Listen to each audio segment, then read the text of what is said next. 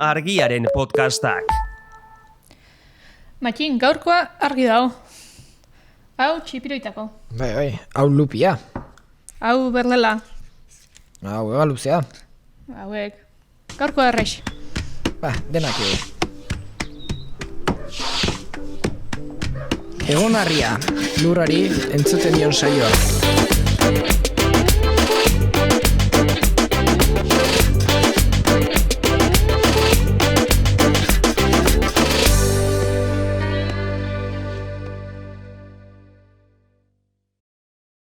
Ongi etorri denoi beste astebetez, ja batzuk badara matzagu, hementxe gaude, Matxin eta Eli egonarria saioan zaudete, eta gaur ere gai interesgarriak izango ditugu, besteak beste, arrantza artisauari buruz hizketan hasiko bai gara Leo Belaustegirekin, eta gero itxasuko gereziak ere izango ditugu, aipagai.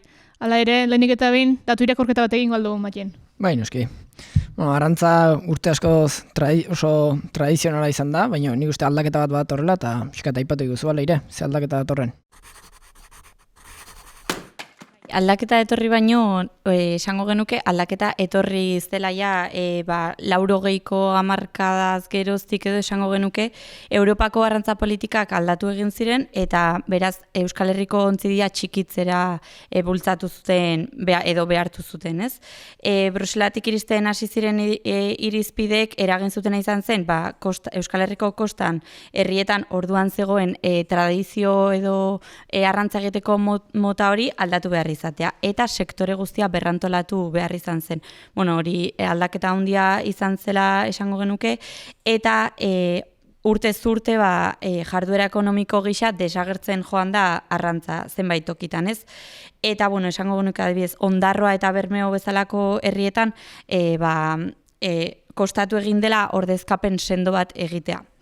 Eta gaindegiaren datuek esaten digutenez, adibidez, belaunaldi ordezkapena sendoa izatea ere kosta egin da, eta gaur egun dagoen erronka nagusietako bat ere horixe da. Europako harrapaketa onargarrien araberako arrantzako kuotak sartzen dituzte gainera bai Espainiak eta bai Frantziak. Orduan Euskal Herrian zein da arazoa, iparraldeko arrantzalek eta hegoaldeko arrantzalek politika desberdina dituztela. Honek eragin duena da, Hego Euskal Herrian matrikulatutako edo Espainiar estatuko matrikula duten 11 ontzik, egoitza portua Baionan izatea, politika horien eraginez. Politikaz arago arrantza hitz egiten dugu, baina denean bezala arrantzak eta arrantzak daude, modu desberdina daude arrantza egiteko, zein dira nabarmenenak? Bai, hirutan banatuko genuke ez, batetik daukagu artisau arrantza, bereziki gaur horri buruz hitz egingo dugu, gero baxurako flota eta alturako flota dugu. Esan behar dugu gaindegiaren datuen arabera, guztira, hirurak batuta, Euskal Herriko kostan daudela 354 ontzi, Lapurdin gehienak 156, gero Bizkaian 112 eta Gipuzkoan 86.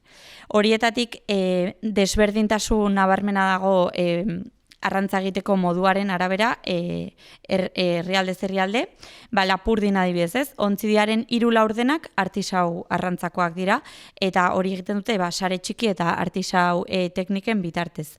Gero, datuetara joatekotan, artisau arrantzan Lapurdin 116 ontzi daude.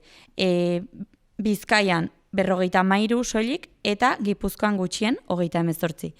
Gero, adibidez, Gipuzkoan eta Bizkaian, baxura eta alturako arrantzak presentzia eta tradizio asko handiagoa izan du, eta datuak ikusiz gero, baxurako flotan Bizkaian egiten da gehien, 45 ontzi daude, gero Gipuzkoan baxurako flotako 15 eta Lapurdin 9 soilik. Eta azkenik, alturako flotan, hemen, lehen esan dudana, baxurakoa da Gipuzkoan nabarmentzen da gehien, 45 ontzirekin, eta alturakoan Bizkaian, hori bai. 43 ontzi dituzte Bizkaian, alturako flotan, Lapurdin 31 eta Gipuzkoan gutxiena, 2 soilik. Aipatu dezu bai, 340 ontzitik gora diela, eta zenbat urte eramate horiek gaur egun itsasoan? Bai, egia esan Euskal Ontzidiak batez beste 21 urteko antzinatasuna du, ez? Flota berriena alturakoa da, zergaitik, astez-aste esaten ari garen bezala, Europako politikek bultzatu dutena da, flotarik handienei diru laguntzak ematea flota berritzerako orduan. Horrek eragindu berriena izatea alturakoa, 19 urte batez beste. Eta artisau arrantzarako ontzidia kontrara, ontzi txikiena eta gertukoena dena, da antzinatasun handienekoa. Batez beste, 22 urte dituzte. Eta lurraldeka, adibidez, Lapurdikoa da zaharrena, 24 urte dituzte bertako artisau ontziek batez beste. Ontzien adina bai, eta arrantzaleenak, ze arrantzale hitz egiterakoan irudi bat dugu, baina zein da sektoreko profila? Bai, profila nabarmenki da gizonezko profila, ez, ikusten dugu, baina horren atzean zer ezkutatzen da ere, guk imaginatzen dugu arrantza sektoreari buruz hitz egiterakoan, imaginatzen dugu itsasora doazen arrantzaleen irudi hori, ez, baina kontuan hartu behar dira ere saregileak, besteak beste kontserberetan lan egiten dutenak, hoiek batez ere profila emakumeena da. Eta hemen aipatu beharreko beste faktore bat da, azken urteetan, arrantza sektorea txikiagora joaten ari denean, handitzen ari dela migratutako pertsonen presentzia ere arrantzako sektorean. Eta horregatik Euskal Herriko portuetan askotan ikusten dira, arrantzale asko eta asko direla ona etorri dira horretara, arrantzara eta lan egitera. Eta mendik aurrerako erronkak ere, gero Leok hobeto aipatuko dizkigu, berak gu baino hobeto ezagutzen duelako sektorea. Eskerrik asko Leire, arrantza munduan sartzen laguntzeatik eta, zuri agurtu bezalaxe, Leo emango jau sarrera, eta Leok esplikatuko dugu, bere arrantza munduko esperientzia. Leo Belaustegi, Ondarroa 12.000 elkarteko kidea besteak beste, arrantza zitzeiteko gonbidatu zaitugu, ongi etorri lehenengo eta bain. Kaixo, eskerrik asko. Zer moduz jaso dituzu Leireren datuak? Penaz, ikusirik arrantzaren gainbera nabarmena dela eta datua jasotzen duzu nien oendikan larriagoa iruditzen zaizu, ez? Eta horren amaiera edo horren bukaera nun dagoen ez dakigunez, zoritxarrez arazo larriak sortu aldi arrantzan, bilakaera hori jarraitzen bodin bada. Arrantza gaian erabat sartu horretiken, objektu batzuk ekartzeko eskatu benizun, eta pixkat murgiltzen juteko, zer da bakarri guzuna gaur kontan? Ni 30ko hamarkadan hasi nintzen arrantzan, atxakin, itsasontzi baten, eta gure arrantza tresnak honek ziren, lupia harrapatzeko, berdela harrapatzeko, oraindikan gaur tresna honekin harrapatzen da berdela, amuan esaten dana, atuna harrapatzeko, atuna gaur egalusia honekin harrapatzen da oraindikan, eta txipiroiak harrapatzeko tresna hau erabili da bizi guztian, eta oraindikan ere tresna honekin txipiroiak harrapatzen ari dira. Geru gutxio, zer oso espezie amaitzen ari da espezie hau, gero eta gutxio dago itsasoan, baina oraindikan honekin arrantzen dugu. Urtez urte gainera aparejoiek izaten dituzte bilakaerak, ez? Txipiroietan adibidez koloreak eta aldatzen direla, eta hori zer da, antzematen dutelako, amu bezala identifikatzen dutelako, edo moda kontua izaten da hori? Nik uste dut errazagoa da galako, zer hau lan apur bat dauka, lehengo peuneskoa da, funditxun behar da, gero ariakin josi behar da, eta oain denda jute zara, eta plastikozko erosten duzu, eta horrek ez dizu izere lanik ematen, eta orduan hori erabiltzen da hien, baina nik uste dut arrantzalerik onena, karnatarik onena txipiroi harrapatzeko hau dela oaindik. Ikusi itego harrapatzeko tresnak, eta nundi atorkizea zuri arrantzako zaletasuna edo ofizioa de bai? Esango nuke. Nire atxak itsasontzi txiki bat zeukan, eguneroko arrantzan ibiltzen zen, kostatik urre, goizien urten, goizeko 3, 4 galdian, bezperan parrandaik ezin izaten nuen egin, eta arratzaldian 3, 4, 5 galdien etortzen ginen portura. Harrapautako arrain horrek salmenta etxera portu bakutzian. Orduan, 30ko hamarkada horretan, nik 14 urtekin arrain asko zegoen orduan itsasoan, eta nahiko gustora ibiltzen itzen arrantzan, ze gainetik diru apurra irabazten zen, eta ikusitza mutrikunkuan nahi eta mutrikun jende guztia arrantzati bizizela, hor hurbildu ginean eta hor jarrentzu dugu. 14 urtetatik ikasi eta zenbat denbora zibilizinen sektorean, arrantzan? Egia esan da, ikasketak ez nuen egin.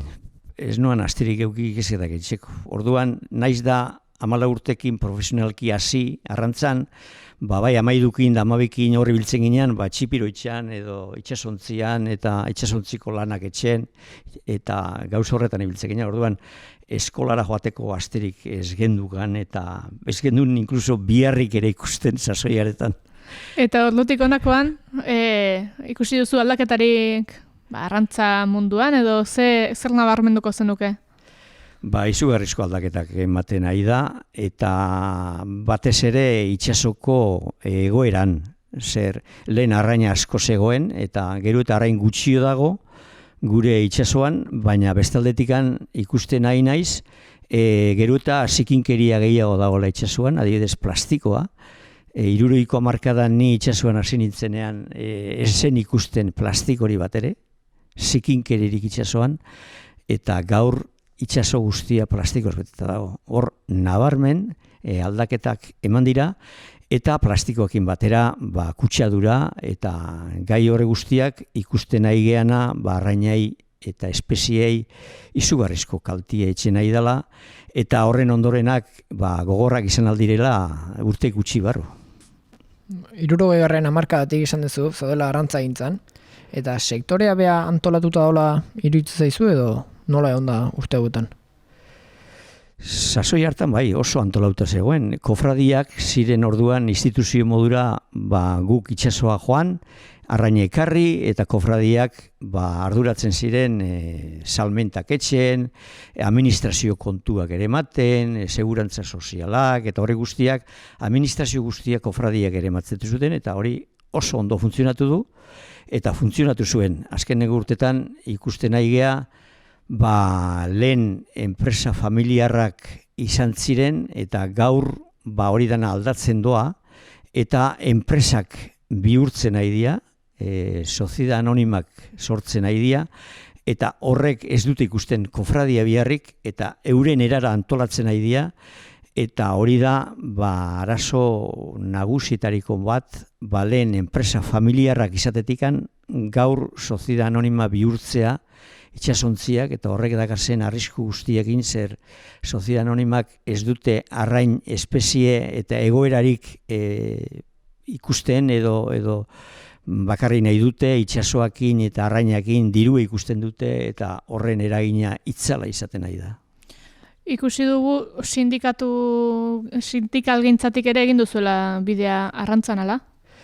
Egin dute urte batzuk, eta sindikalgintzan ikusten nuen arrantza egoera aldatu pausuak emateko, arrantzale antolatu beharra zegoela.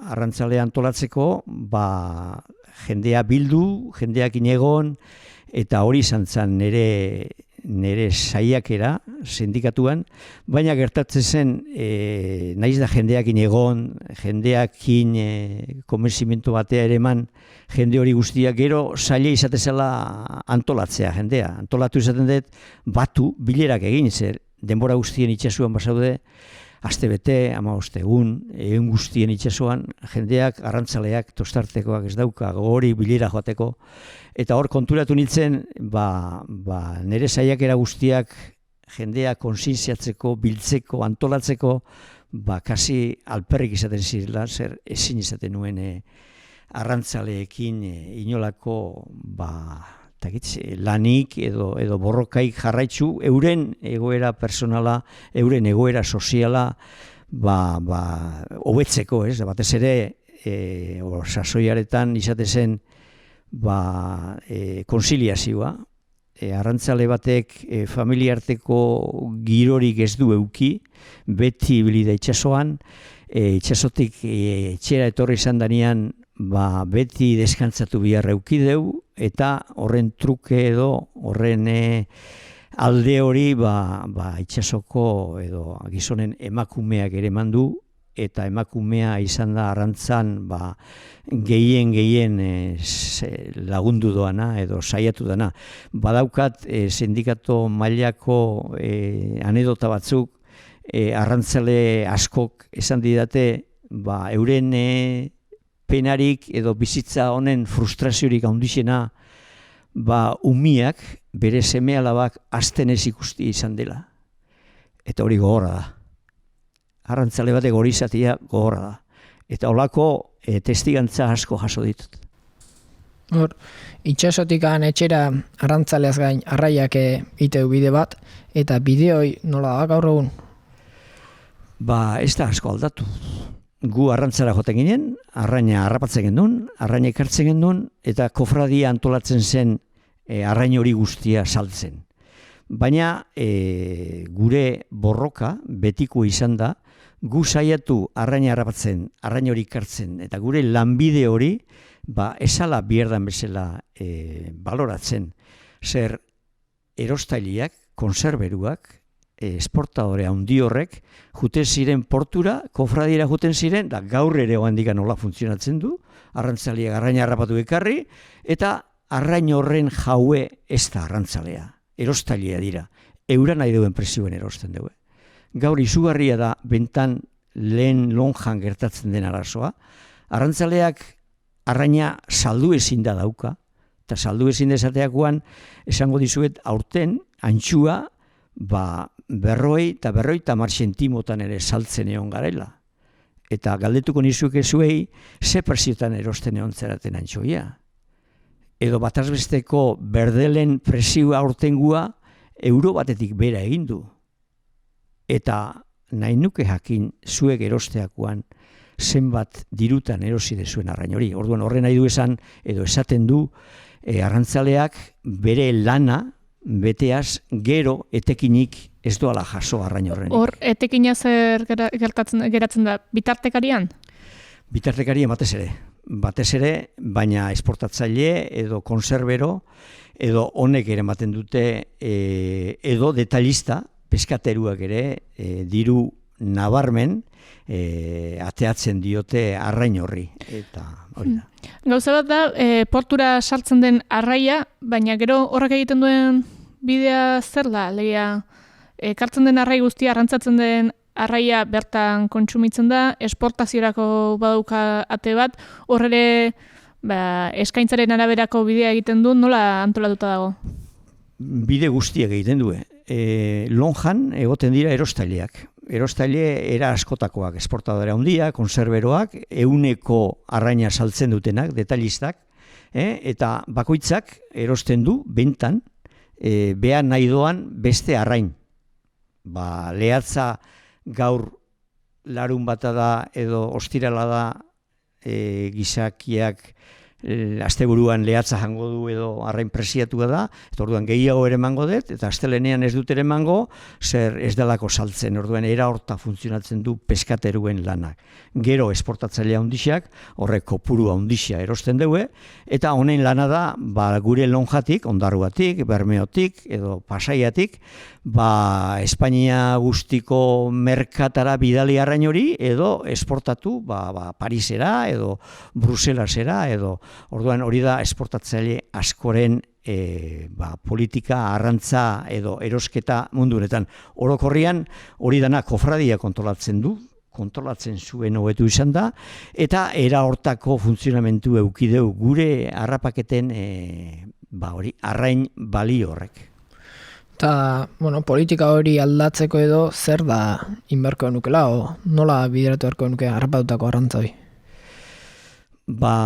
Ikusirik eta esperientziak esan digu era ontako funtzionamentuak ez duela izetako balio, guk arraina harrapatu hainbeste denbora, hainbeste izerdi, hainbeste neke jaso arrantzan eta porture etorri eta erostailiak lehen esaneten modura euren nahi duten presioan erosi, gu planteatzen dugu arrain horren jabetza arrantzalea bera esan behar dela.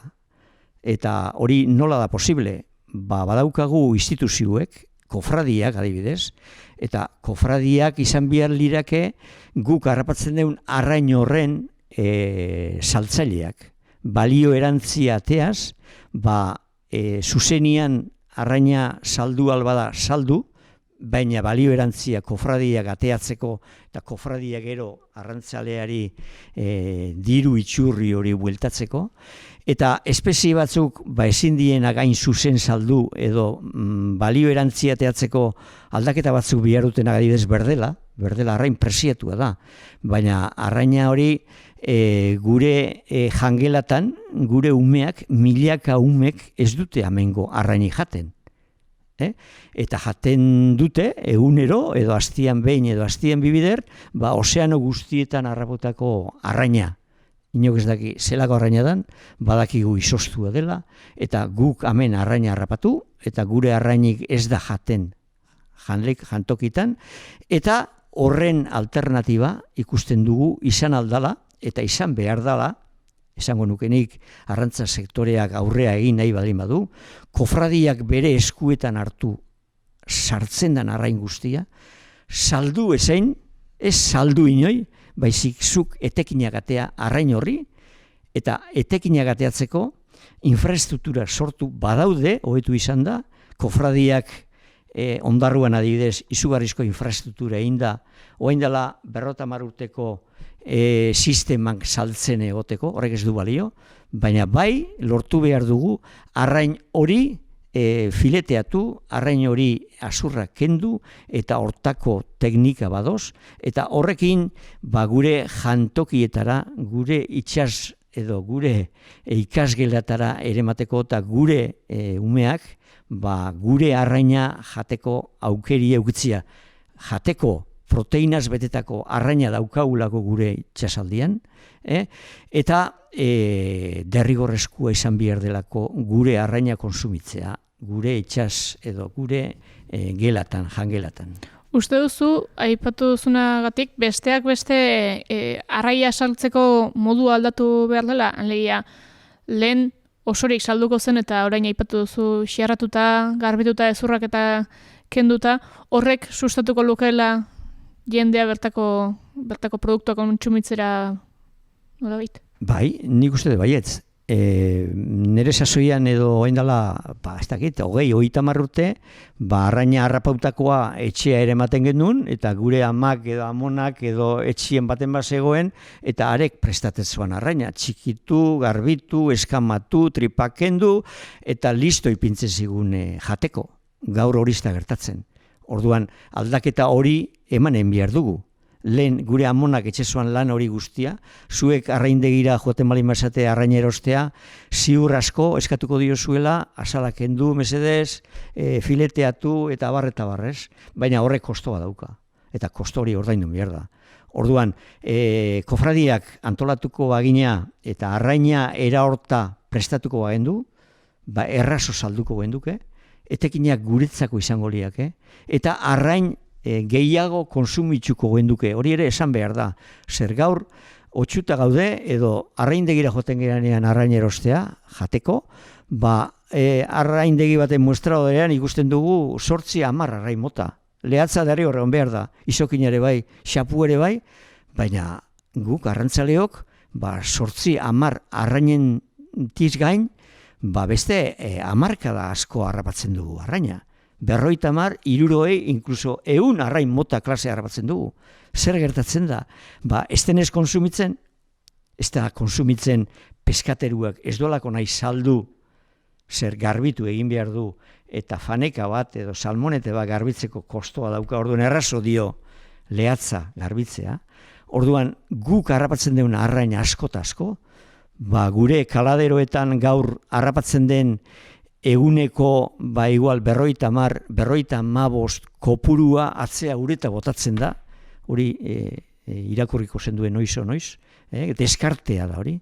Osea, arrain batzuk harrapatzen dugu eta balio duenak zailkatzen dugu eta horrek ekartzen dugu portura eta beste asko ureta botatzen dugu. Orduan, hori da beste gai bat, guk harrapatzen den arrain guztia itxasora bota biharrenien hilda, arrain hori karriko genduke portura, eta kofradiak, bere infrastrukturen bitxartez, arrain hori guztia prestatuko leuke, eta arrain hori konsumituko genduke, ziur asko lehatza baino gustokoa delako, zer oso arrain presiatuak, itxasora bueltatzen dugu, deskarte modura, eta hori itxasoak izugarrizko ondorena jasotzen nahi dira, eraontako arrantza sistema daukagulako. Gu arraindegia jute ganen, nola identifikatu genezake bertako arraina dela, bertan harrapatutakoa?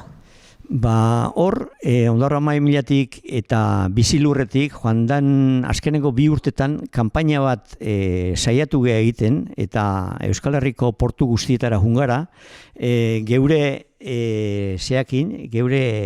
katxarra honekin, eta eguneko arrantza nahi izan deu identifikau honekin. Peskatero askokin egongo gara, eta peskateroa izan diogu zuk arraina erosten desunean, eta artesanala amengo portuko arraina denian, mesedez ipini jozu hau. Kartel hau, erostailia jakitzeko amengo arraina dela. Guk harraputakoa dela, eta amen harraputako arraina oso balio askokua dela. Gertatu da, azkeneko 2 urtean egon gara gero kontrolatzen, eta zoritxarrez ez dago arraina asko artesanalki harrapatzen dena, gero eta gutxio dagoelako, gero eta arrantzale gutxio dagoelako ere bai, eta orduan ez da izan posible egunero peskatero batek eguneko arraina erostea hau ipintzeko, zer ez dagoelako arrainik. Orduan, azteko honekin nahi izan du identifikau eguneroko arrain freskoa. Gero, konturatuko zeate, sasoi honetan egalusia harrapatzen ari geha, ja oantxe ari da kanpaina azten, eta egalusia arraindegietan honekin dago identifikauta. Erostea juten balin basarete arraindegi batea atuna, egalusia, honekin espalin badago identifikauta, euskolabelekin dago gainea, honek bustanien eukitzen du, amarratuta, ez erosi, ez da amengoa. Edo amengoa baldin bada da, atxuko zen duen arrastre pelagikoak, iparraldekoak, frantzesak harraputako arraina nahi izaten dute kalidade honekua modura saldu, baina horrek ez dute identifikazio kuneik edo eukitzen.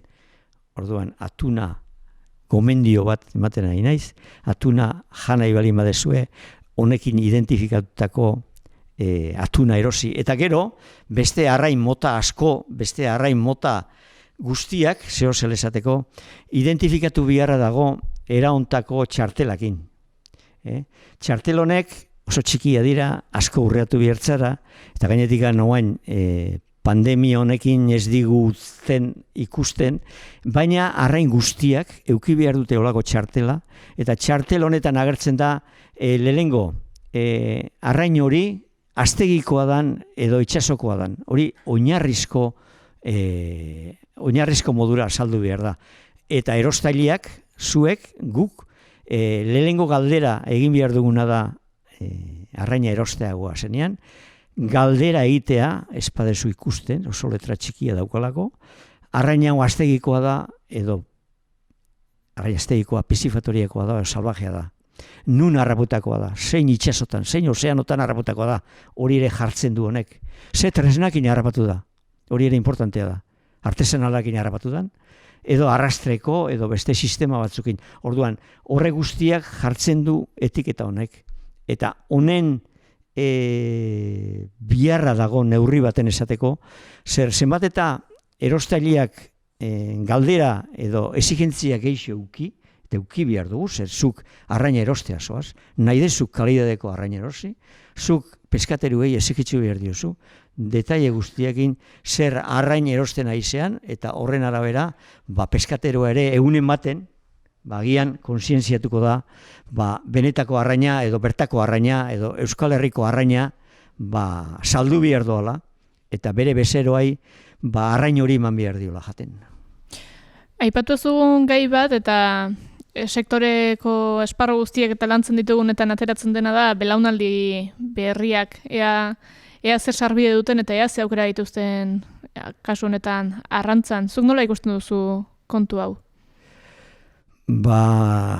Triste, zehoz esateko, triste, zer nabarmen lehen datuak aipatu doa modura ikusten da gero eta arrantzale, gero eta itxasontzi gutxio dagoelako, baina horrek bere arrazoia dauka. Zergatik gaur ez doa arrantzalerik itxasora. Zehatzik lanbide modura ez du ikusten gaur euskaldun batek edo gazte batek, zer gure eskolak, gure itxas eskolak, eskola nautikak, Bermeon, Ondarruan da Pasaian daude, eta eskola guztiak beteta daude.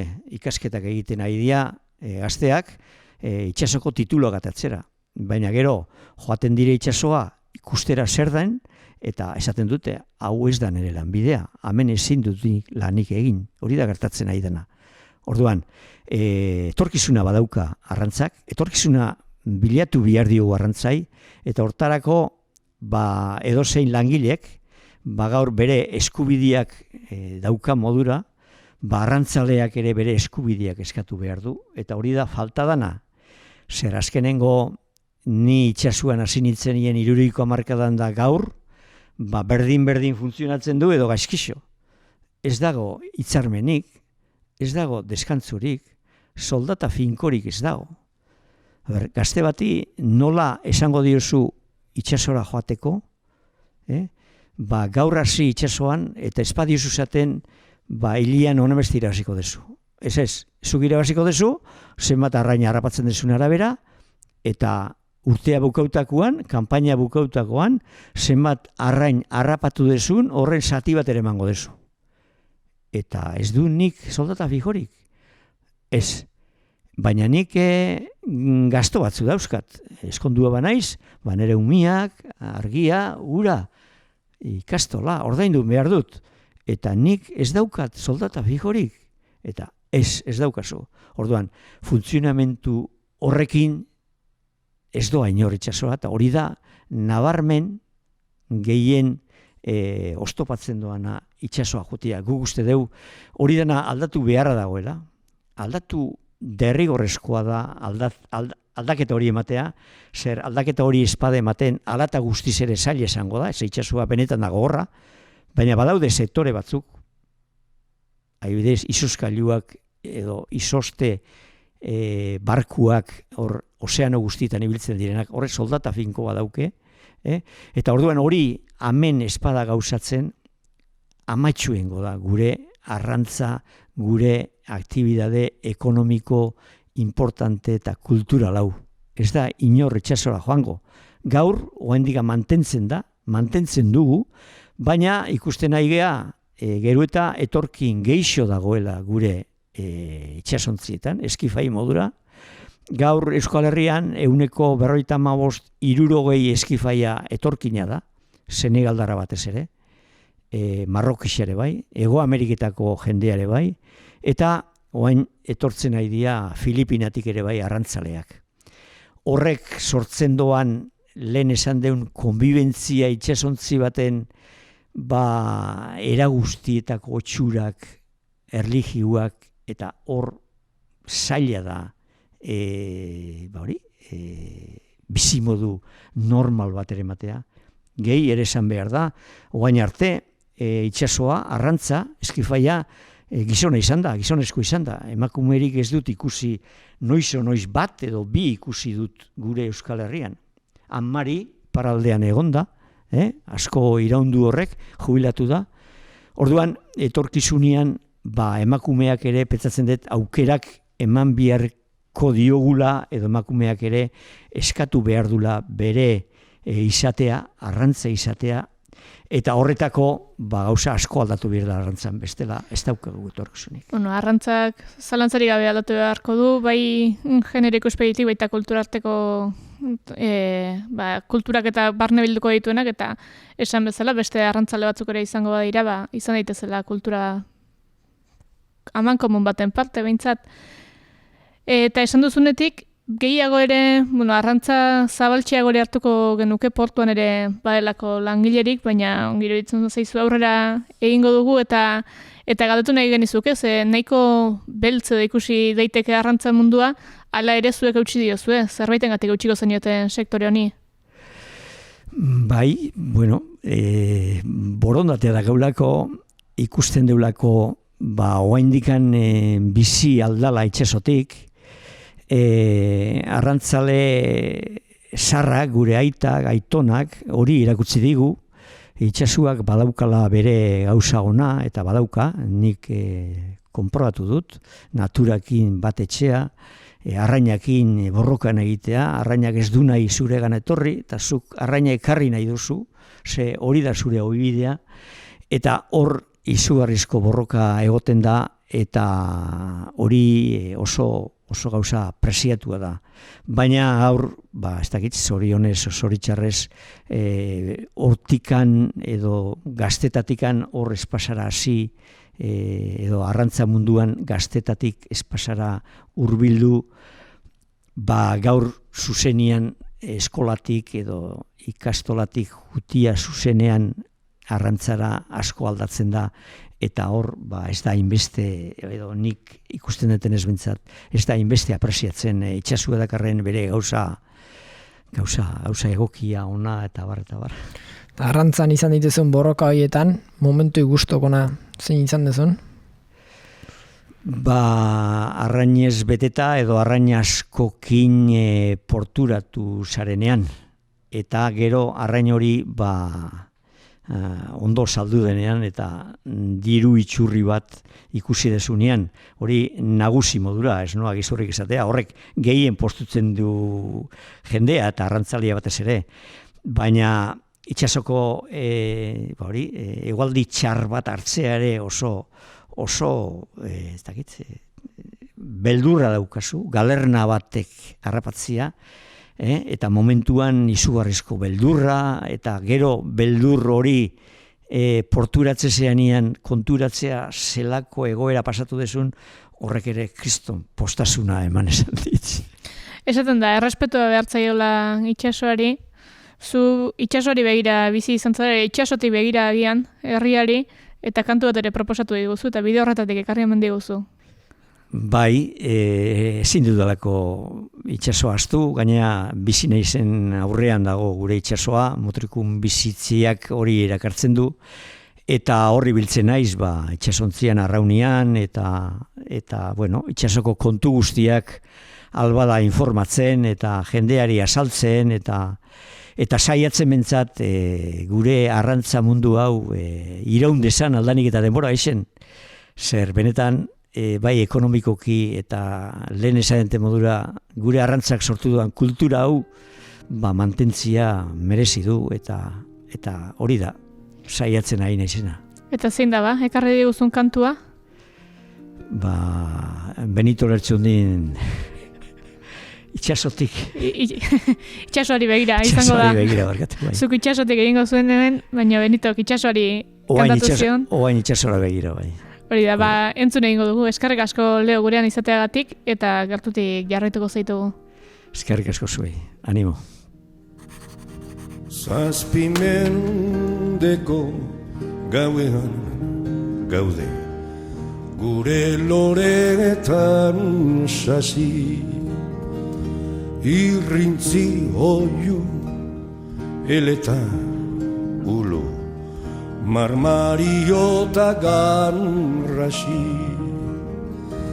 aizeren bata brisa galerna, gaurungar bibiar nasi, saketaularen zuri beltzetan, arratz gozo egun gazi, aitxan sorik ez bageneuka, zer izonegarren zazi.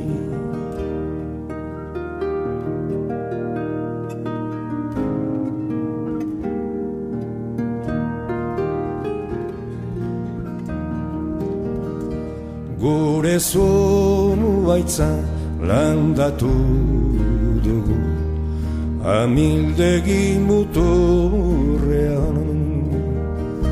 Adarrak daude ertzetik arruz, sustraiak berriz lurrean. Bihotzesteak ez du heldugaz, esku baten aburrean. Bertso berriak jartzera noa, bere gindar laburrean.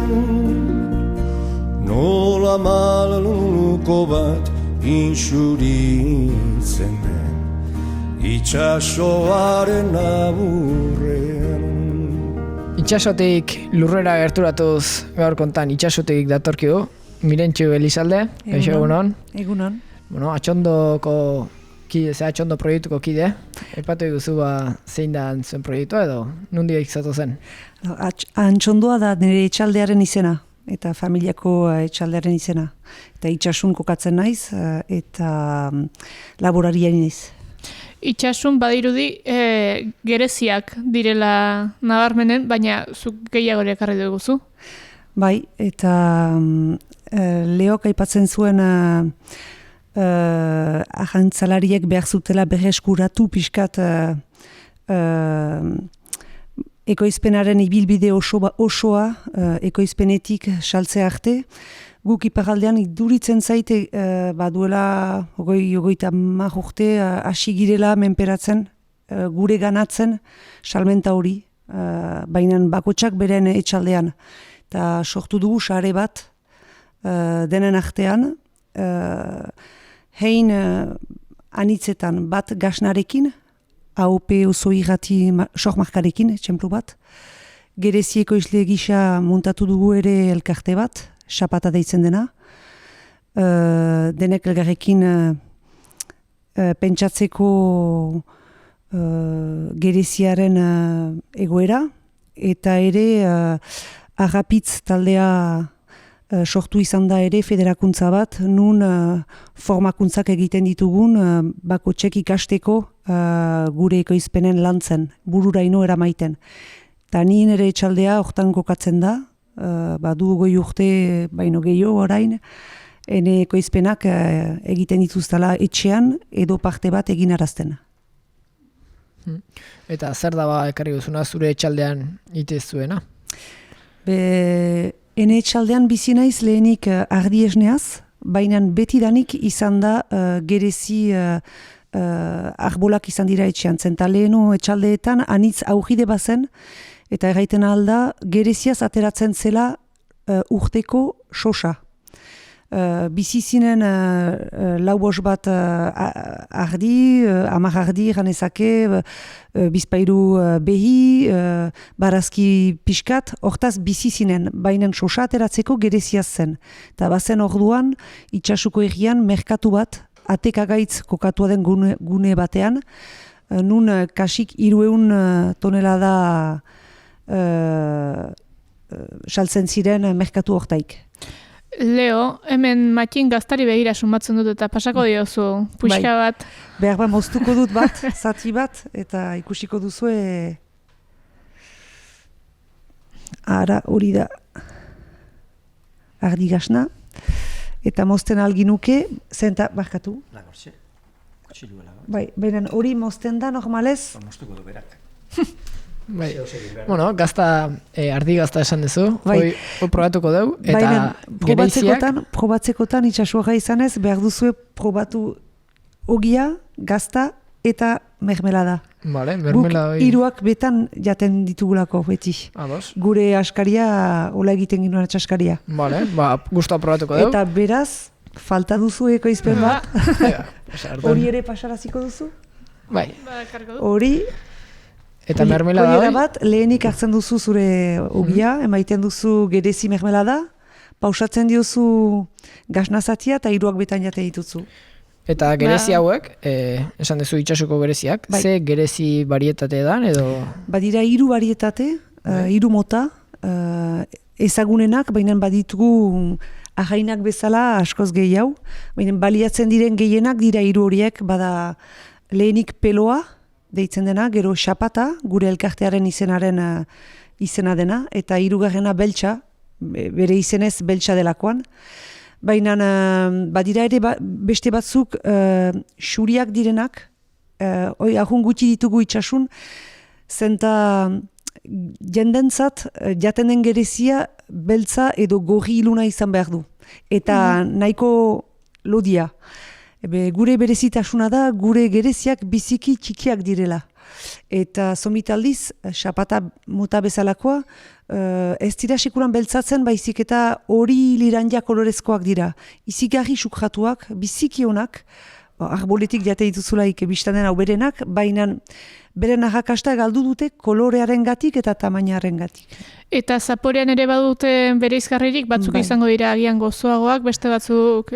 Bakotsak badu berezitasuna, lehena peloa gozoago da, eta hori enpleatzen dugu ere mermeladen egiteko. Bigarrena xapata mermeladekin egiten alda, baina ospinean ere maiten dugu.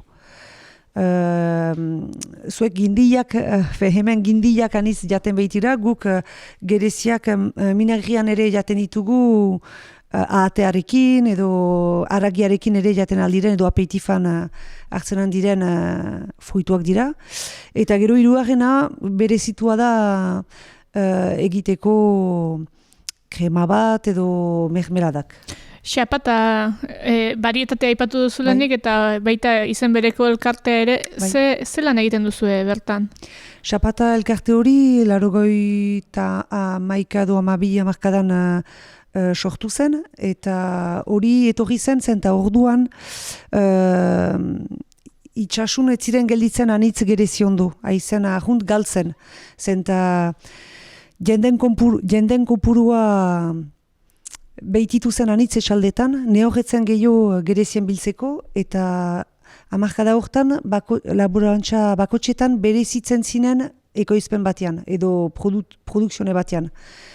Anitz etxaldetan ardiekin berezitzen zinen, edo behiekin, eta ez zinuen besteik egiten.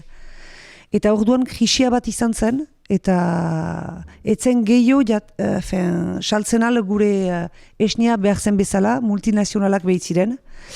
Eta entxeatu gira kooperatifak muntatuz, eta entxeatu dira gure burrasoak kooperatifak muntatuz, pixkat gure ganatzea, edo beren ganatzea esnearen prezioa.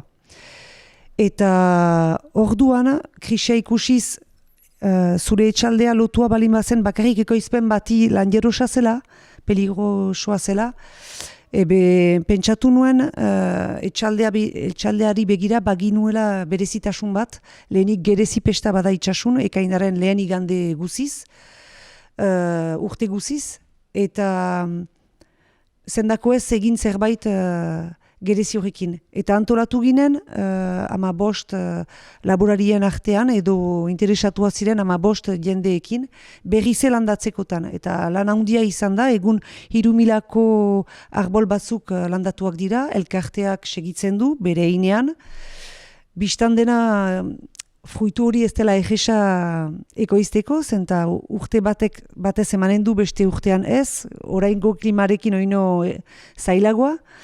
Baina ekoizten dugun moduan da pestizidadik gabe, deus gabe, eta azpian atxikitzea ditugu gure ardiak garbitzeko. Beraz, beden urtean zehar, ez pali maduzu gerezirik biltzen, atxemaiten duzu belarra azpian zure eta ere itzala.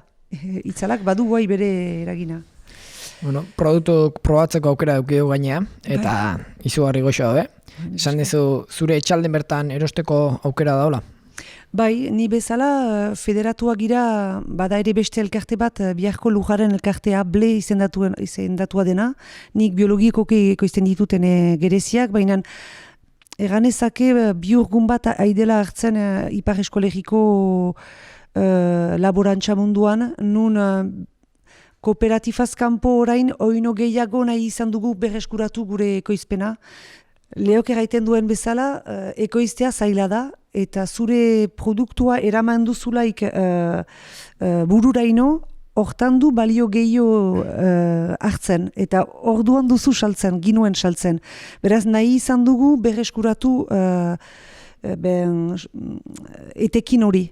Eta horren egiteko egia da behar diela mailegu eta investizamendu handiak egin, laboratorioak egin etxaldean, baita ere saldu. Eta hori ez gira baitezpada denak saltzeko prest. Ekoiztea zerbait da, lan bat da. Saltzea beste lan bat da.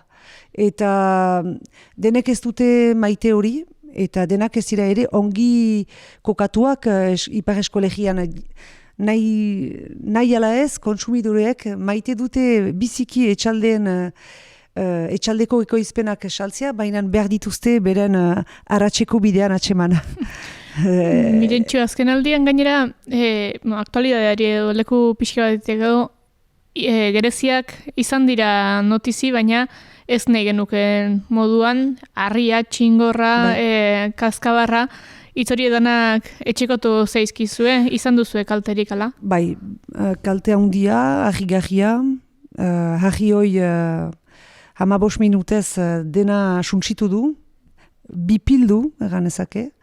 Beraz, gure gereziak normalez bilduak ziren, gehienak hor. Baina badira hor batzuk anitz kezka ukandutena belarren egiteko, eta belarrak, ez ziren eginak ziren belarrak taula bat bezala bilakatu dira. Biper egileak ere baditugu gure egian, eta horiek orain hiruilaiten buruko lana 15 minutez suntsitu da ere. Artoa landatia izan zen, eta arto landa ereitea pentsatzen ginuen abantail bat izaiten altzela elduden neguko, zenta presioak haidira biderkatzen eta iruzkatzen gure hartalden janariari atxemaiteko, beraz hori ere bipildu artoa, beraz batzuk biziki ilun gertatu dira azken egunotan. Urtea ilun junda, baina alare ofizioa euste jozu, eta horren zergaitia zein dan aipatzai duzu? Gora beherak badira beti gure naturarekin ari gira, eta hori badugu guk usaia lehok aipatzen zuelaik ekaitza bazuela, horrek ilan egiten du guk ere. Baina azken urteotan anitzindar galditen zauku, eta klima gehitzen delaik ez da erresa. Baina anitzeko izpen dituzulaik zure etxaldean arriskoa gutitzen duzu ere. Eta horrek akusten du pixkat denetaikin behar dela. Beraz gure lana ez da ez ginuke berezitu behar, anitz landa ateratzeko, baina sentsu bat badu gure lanak ere lurra lantzea, landatzen duzun zerbait ekoiztea plazer bada, bururaino eramaiten duzulaik nik xerriak ere baditut, eta azten diren pondutik 2 urtez zure xingarrak sukatzen ditutzulaik eta jastatzeat emaiten ditutzulaik jendei, eta erraiten dautzutelaik gustu hori ez dutela aspalditik senditu, gure pateak edo erreximentak beren denborako irudiak eta usainak baditu zela, zuri emaiten dautzu poza hori egitea. Esan bezala, produktu asko ekarri dizkiduzu, eta horietako batzuk saskira sartuko ditugu. Egiten dugu, astero biltzen dugu gure saskia, jarrituko duzu, Matin? Saski horretan produktu ezberdina sartu itau, kasu honetan zure saskiko sartu itau. Apar horretaz gain argiako produktu sorta daukau, bertan ikusita ezkeu bai liburu, kamiseta eta jolasak, eta ez dakit zer gehiago daukau aurreko astetatik. Kontu pila bat bizi badartzeako produktuak ere badaude, aurreko esperientzietatik ere jaso ditugu biosasuneko olio ekologikoarekin egindako produktu desberdinak, harriatzu baserriko saski bat ere bai, eta orain zureak ere sartuko ditugu, baina horretarako galdera bat egiteko eskatuko dizugu. Entzuleri galdera bat egin beharko diozu, eta haurek WhatsApp ez edo bidali beharko digute erantzuna saskian parte hartu ahal izateko. Beraz, egiten dut galdera? Ba, Zer da Gerezi mota eta gure elkartearen izen berdina? Bueno, ez dakit, erantzuna nik uste esan deula, aur saion zehar, hasi entzun lasai, eta idatzi argiako WhatsApp zenbakira, mezu edo audio bidez, eta helik esate baigu zenbakia nik errepikatukot. bueno, zuk errepikatzeko 688-6 zenbakira bidali behar da WhatsApp audioa edo testua. Eta errepikatuz, 688-6 Beraz, elkartearen izena eta barietatearena. Neko 3 barietate bazo duela jaso dut, bat peloa iruditu zait, bestea beltxa 3 ez dut oroitzen. Bueno, berrez ikusiko dugu eta egingo dugu. Eskarrik asko bai Mirentxu Elizalde gurean izateagatik eta Atxonda Baserriko berri emateagatik. Leo, lehen agurtu zaitugu, baina zuri ere eskarrik asko etortzeagatik. Eta entzule, hauxe izan da gaurko saioa, argia.eus eta bizi baratzea atarietan izango duzu entzungai, eta baita bestelako bideo podcast plataformetan. Onaino Matxin, datorren astera arte agurtuko gara? Bai, noski. Bueno, ongi izan.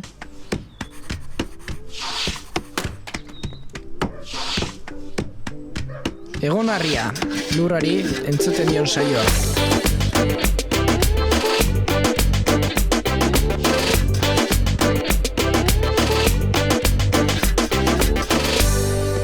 Podcast hau libre eta doan zabaldezakegu argiaren komunitatea osatzen duten milaka lagunek proiektua diruz babesten dutelako. Zuk ere kazetaritza independentea bultzatu nahi baduzu, egin zaitez argiako kide.